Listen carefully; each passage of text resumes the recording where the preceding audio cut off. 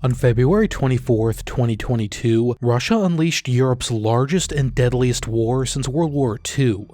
It brought to bear its arsenal of ballistic and cruise missiles against targets ranging from air bases to power plants and other civilian infrastructure. Due to the worsening air defense situation and Ukraine's limited inventory of S-300s, in December of 2022, the US announced that it would transfer a Patriot battery to Ukraine. In close consultation with the US, Germany followed suit and announced in January of 2023 that it was also sending a Patriot battery. The first Patriot battery arrived in Kyiv in April, and on May 4th scored its first kill against Russia's Kinzhal air-launched ballistic missile during a massive missile raid. The first intercept fragments showing the front section of a PAC-3 CRI were spotted on May 16th.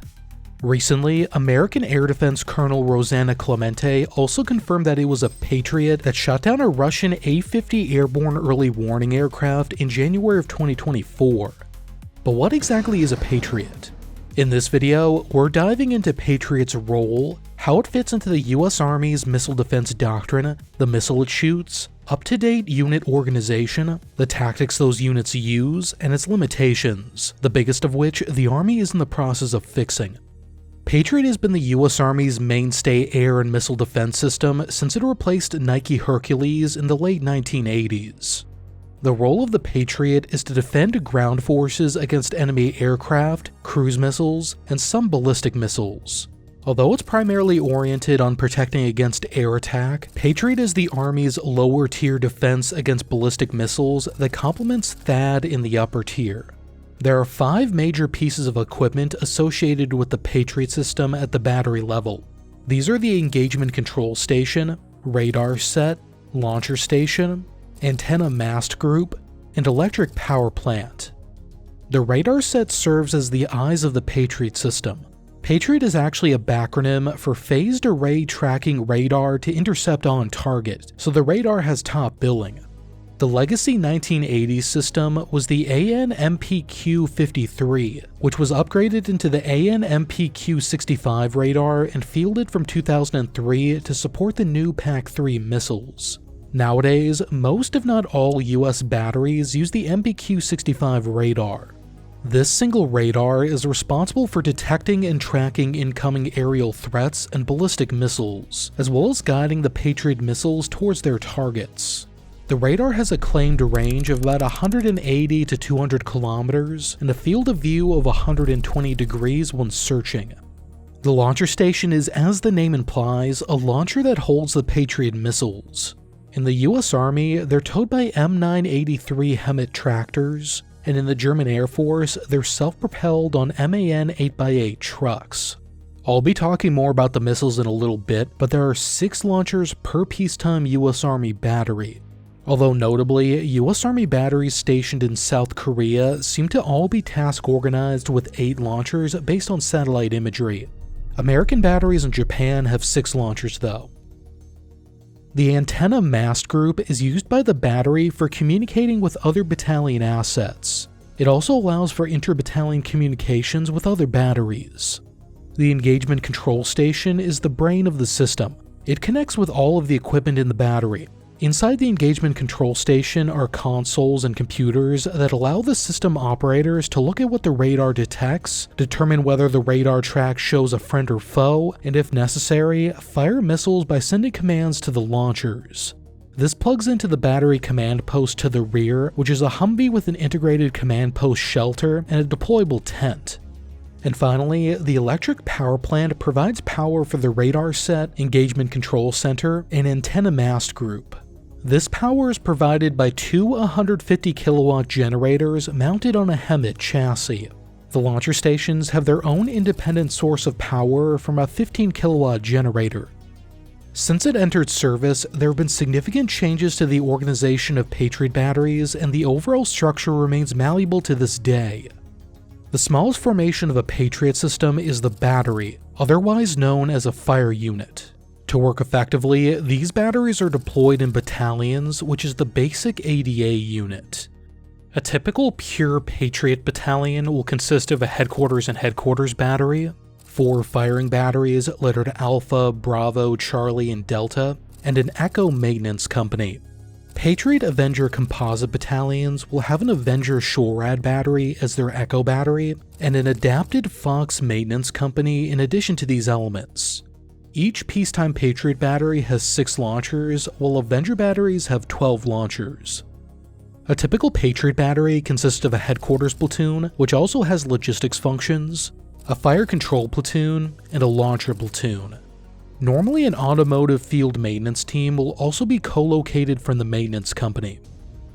There are 3 major Patriot missiles used today, each called a variation of PAC or Patriot Advanced Capability.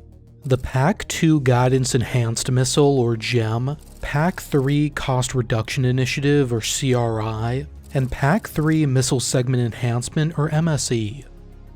Likewise, there are 3 variants of launcher: the M901, which can carry 4 PAC-1 or PAC-2 missiles, the M902, which can carry 4 PAC-1s or 2s, or 16 PAC-3 CRI missiles, and the M903, which can carry all of the previous loads, plus 12 of the newer PAC-3 MSE. The M903 is reconfigurable, meaning they can be loaded to have a combo of different missiles on the same launcher. For example, 6 MSE and 2 PAC-2s. The PAC-2 is the cornerstone long to medium range missile of the Patriot. PAC-2 is designed to deal with aerial threats such as enemy fighter aircraft, cruise missiles, airborne early warning aircraft, and larger drones as small as the RQ-7 Shadow. The original version of PAC-2, which has been continuously upgraded with the GEM variants, was authorized for production in 1988, around the time the PAC-1 software upgrade was being fielded. PAC-1 and PAC-2 were intended to give Patriot an anti-tactical missile capability. Missile defense had been struck from the Patriot program requirements before it entered full-scale production in 1984, but with a changeover in Patriot managers in 1985, ballistic missile defense, or BMD, became a new priority.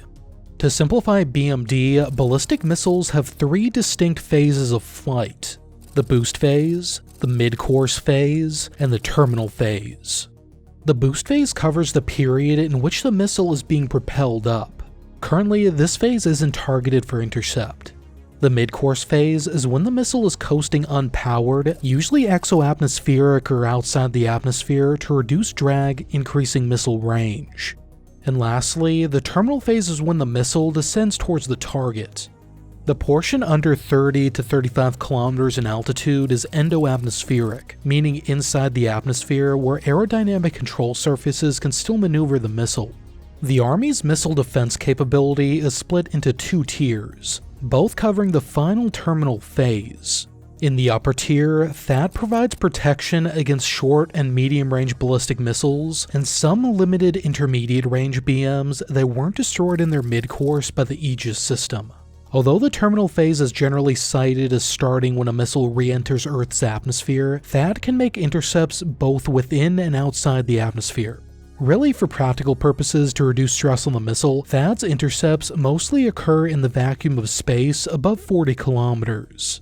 There's overlap between THAAD and the Navy's exo-atmospheric SM-3 missile, part of the Aegis system. Patriot, on the other hand, operates within the atmosphere, forming the lower tier of the 2-tier system. The newest PAC-3 MSE missiles reaches more or less THAAD's minimum engagement altitude, although the older PAC-3 CRI left a give or take 15 to 20 kilometer gap in coverage.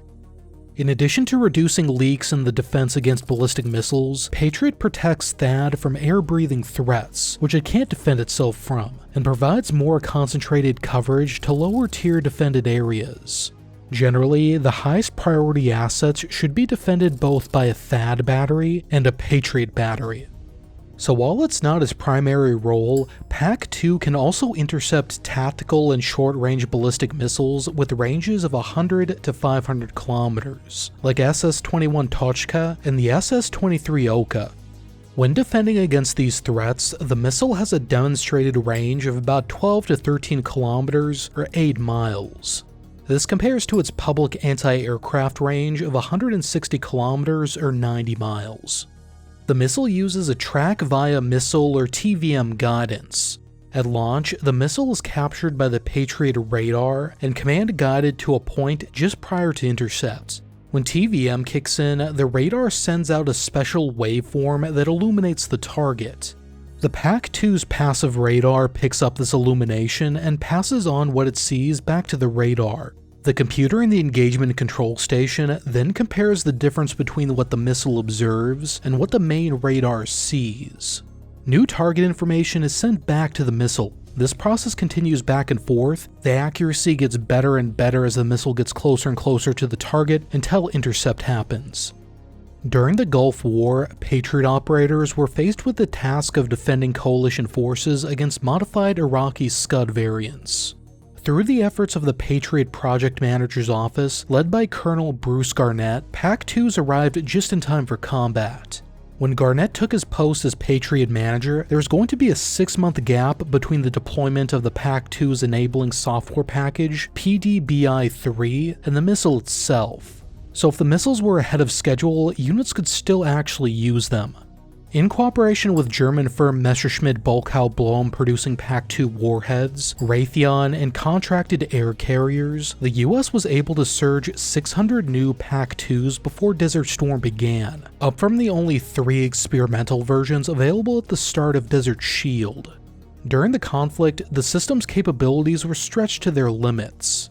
While the PAC-2 was designed to intercept short-range missiles, operators were forced to use the missile for intercepting longer-range threats, many of which were re-entering erratically due to modifications. Debris caused by disintegrating missiles also acted as accidental decoys, further complicating the intercepts. Throughout the operation, contractors embedded with Patriot batteries made 11 software updates to counter the unpredictable threat.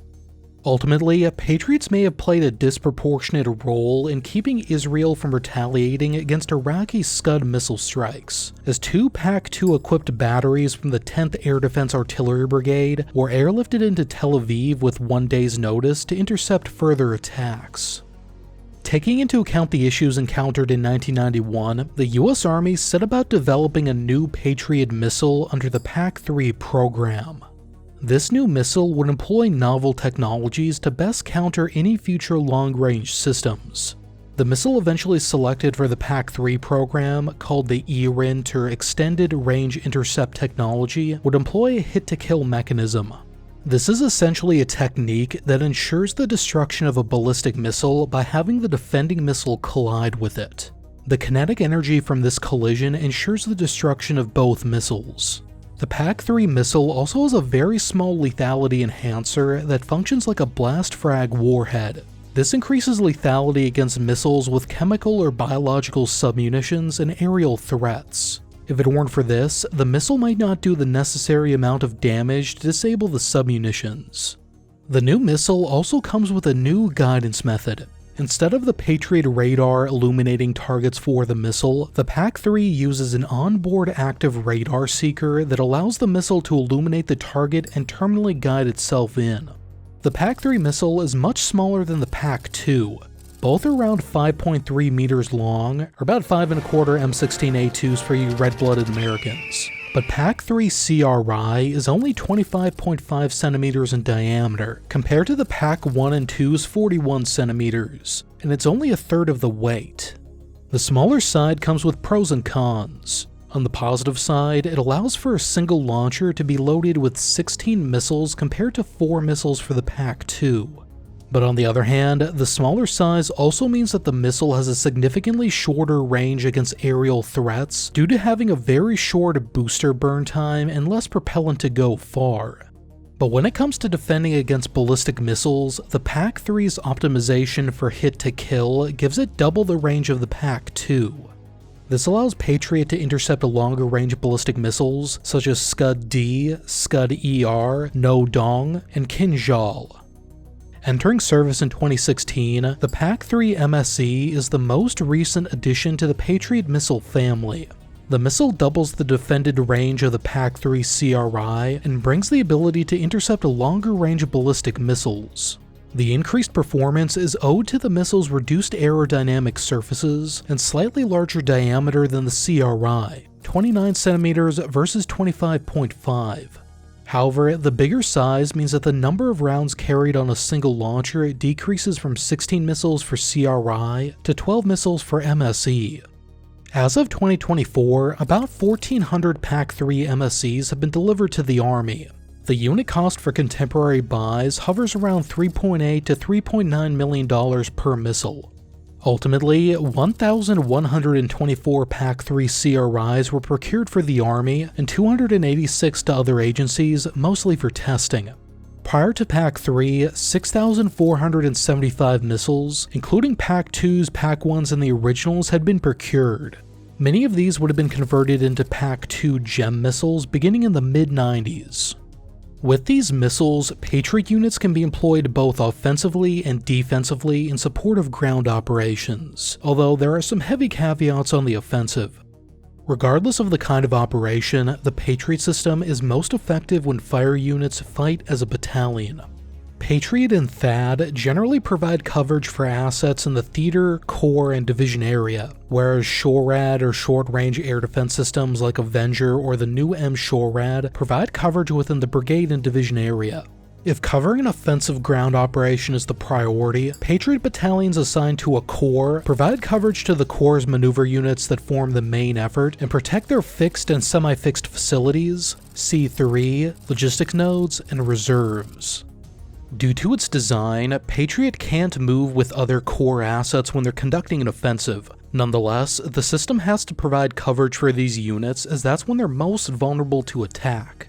To do this, Patriot units can be placed near the line of departure where the system can provide forward coverage for the maneuver units. Once these units have crossed the LD, fire units in the rear can move forward behind the advancing force to emplace at pre-planned locations. Because Patriot can't shoot on the move, the system is vulnerable to attack while moving to these new positions. As such, the initial fire units at the LD provide protection for these units in a method known as bounding overwatch or leapfrogging. Once the forward fire units have been placed and become operational, the batteries at the LD move to forward positions and so on to the conclusion of the operation.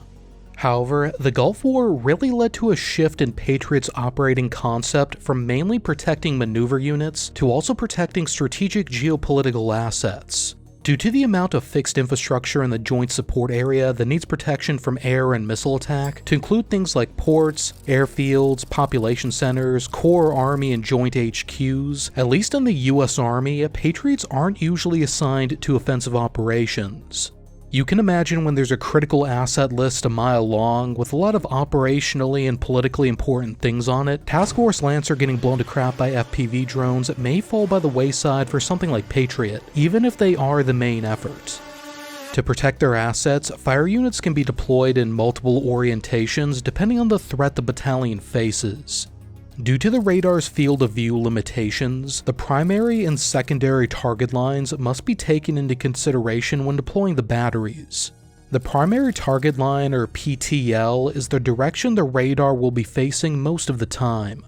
Secondary and tertiary target lines are pre-planned alternative directions that can be slewed to cover another angle. The established doctrine calls for distributing launchers on either side of the primary target line in what is known as a lazy W formation, although new orientations might be used by batteries to counter certain threats. One is the Flying V, which has been considered following the Aramco attack in 2019 to increase coverage against multiple attack directions. Primary target lines across multiple batteries can be convergent, parallel, and divergent. Fire units are best positioned in an orientation that allows for 3 or more batteries to converge their primary target lines on a likely air avenue of approach. This tactic allows for mutual support of fires, defense in depth, effective overlap of fires, and resistance to jamming through triangulation, but at the cost of additional coverage. Parallel and divergent PTL orientations can be used when the battalion needs to cover more area and assets. There are too few batteries for a convergent orientation, or there are multiple avenues of attack. The trade-offs are less concentration of firepower, less resilience to the enemy's electronic countermeasures, and less resilience to loss. If one battery goes down, that could leave a whole corridor uncovered. The deployment of a Patriot battery starts with the selection of battery crew members to be part of a Reconnaissance Selection and Occupation of Position, or RSOP team. Their job is to find the best terrain and equipment sites that enable the Patriot battery to perform its mission. In other words, putting ADA assets in the right place at the right time. This involves finding and determining primary and secondary positions of emplacement, primary and alternate access routes, the trafficability of roads and bridges, major terrain features, and possible ambush areas. Once the RSOP team finds a suitable position, the first piece of equipment to be emplaced is the radar. All other equipment is placed in relation to the radar. The power plant and engagement control station are placed to the rear of the RS, as well as the antenna mast group. They have to be within a safe zone outside of the radiation hazard that'd be caused by slewing the radar to a secondary target line. Patriot launchers may be positioned in 3 different ways to counter different threats. Local launchers, remote launchers Phase 1 or RL1, or remote launchers Phase 3 or RL3. Local launch is the choice of first resort. Here, the launchers are located in front of the radar at a minimum distance of 130 meters and a maximum distance of 1200 or 1300 meters. They're connected to the engagement control station via fiber optic cables. Local launchers are best suited for countering aerial threats and minimizes manpower, logistical, and security strain. With RL1 positioning, the launchers are still located in front of the radar, but they can be emplaced 10 kilometers away. Rather than a cable, they're linked to the ECS by a VHF or very high frequency data link. And lastly, RL3 allows for launchers to be emplaced 30 kilometers away from the radar. This emplacement is usually only used for ballistic missile defense. With RL3 emplacement, launchers are grouped in what is known as a launcher farm of 2 or more launchers supported by a relay and antenna mast up to 30 kilometers from the radar using an ultra-high frequency data link. This increases the protected area and increases survivability through dispersion and allowing another battery's ECS to take over the remote launchers if the original battery's radar site gets hit. But it also makes the battery less effective against air-breathing threats like aircraft due to the extended dead zones. While Patriot is one of the most advanced air and missile defense systems in the West, the system has a number of limitations and shortcomings. First, a Patriot battery requires around 2 hours to pick up and emplace in a new location, not including the movement time. As well, there are site selection requirements, such as no more than a 10-degree slope and enough space to clear both the Patriot's 90-meter backblast and the radar's 120-meter radiation hazard, lest you get the most wicked sunburn of your life. But the big limitation in terms of shooting things down is the current radar. As mentioned before, the MPQ-53 and 65 radars have a field of view of 120 degrees when searching airspace. When the radar acquires a target and starts tracking it, this field of view narrows to 90 degrees. This means any attack coming from directions not covered by the radar will go undetected. These are known as the Patriot's dead zones. Further, due to the track via missile guidance technique the PAC-2 missile uses, the missile always needs to be in view of the radar. This means that the launchers must be deployed within the radar's 120-degree coverage arc when using PAC-2s. In the past, the solution would have been the Hawk missile deployed in concert with Patriot to plug in dead zones. As a planning example, Patriot Heavy or pure Patriot TFs were desirable when the threat was ballistic missiles, high-level fixed-wing aviation, and standoff jammers. Hawk Heavy TFs with more Hawk platoons than Patriot batteries were desirable when the threat was attack helicopters. Patriot Heavy for defense and relatively static operations, Hawk Heavy for offensive and relatively mobile operations. Hawk for areas with bad roads, although Patriot was otherwise more performant in all types of terrain. However, Hawk is ancient and was divested from the Army following the end of the Cold War, leaving no proper medium-range system to slot in under Patriot. Today, the doctrinal solution would be task forcing with CRAM and/or the Avenger, basically a Humvee with 8 Stinger missiles in a pod, and supporting Sentinel radars which have a 360-degree view and a range of 40 kilometers. ADA task forces ideally have multiple types of sensors and shooters, although they can be pure Patriot too. Technically, an ADA task force could even have up to 4 Patriot batteries, a THAAD battery, and an Avenger or CRAM battery to provide the broadest spectrum coverage. Patriot can talk with THAAD and Joint Early Warning Systems over Link 16 to coordinate ballistic missile defense. In 2022, it was demonstrated in testing that a THAAD system can launch a PAC-3 MSE interceptor. And the Integrated Battle Command System program more broadly is intended to basically allow any sensor, including Sentinel radars used by SHORAD units, to guide any shooter. However, the SHORAD shooters themselves are also very limited in capability. Avengers, after all, literally just Stinger manpads tubes in a pod. In the future, the Army hopes to field the Lower Tier Air and Missile Defense Sensor, or LTAMDS, as a radar replacement to take full advantage of the Patriot missiles themselves. It'll ideally have a longer detection range and better resolution at those longer ranges.